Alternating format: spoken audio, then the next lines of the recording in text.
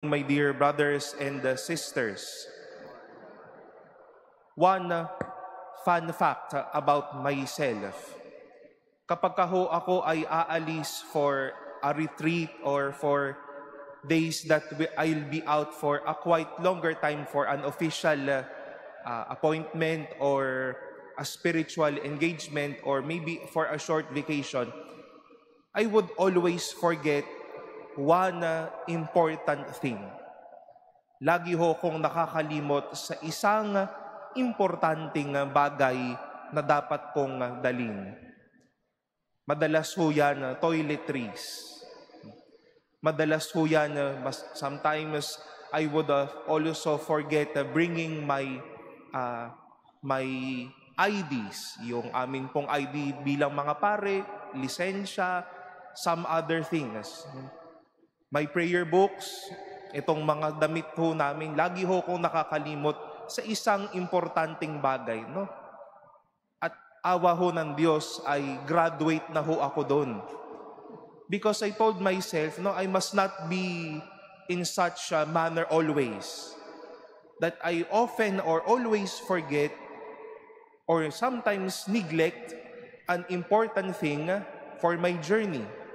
At madalas ayun pa nga ho, yung importante at kailangan kong dalhin.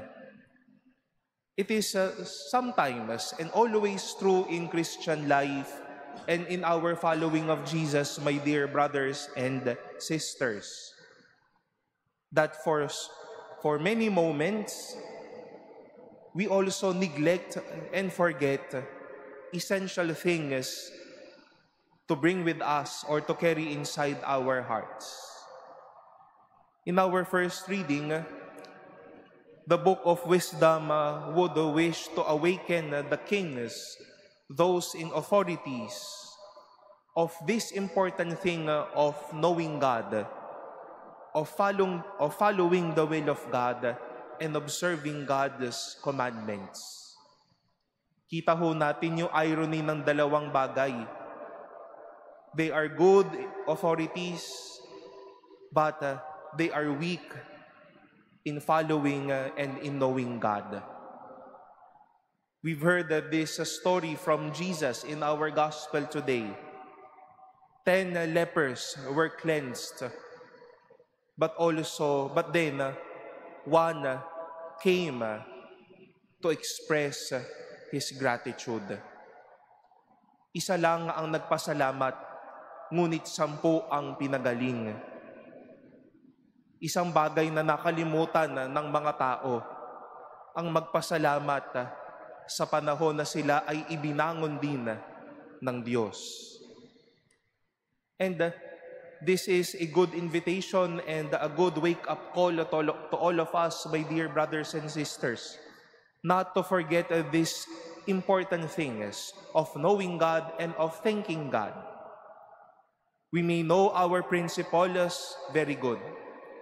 We may know all the good things of this world. Matalino tayo, competent tayo sa ating mga ginagawa, etc., etc.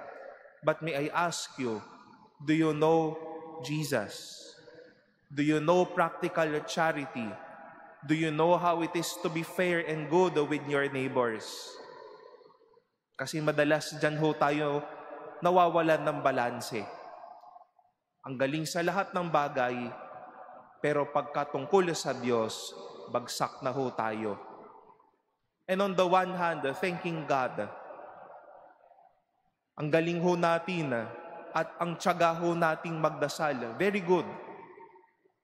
But for those moments that God has pleased you with that blessing, were you able at least wake up before grabbing your phone and start scrolling all throughout the day and tell God, thank you, Lord, for the gift of life, for the gift of these blessings, etc., etc.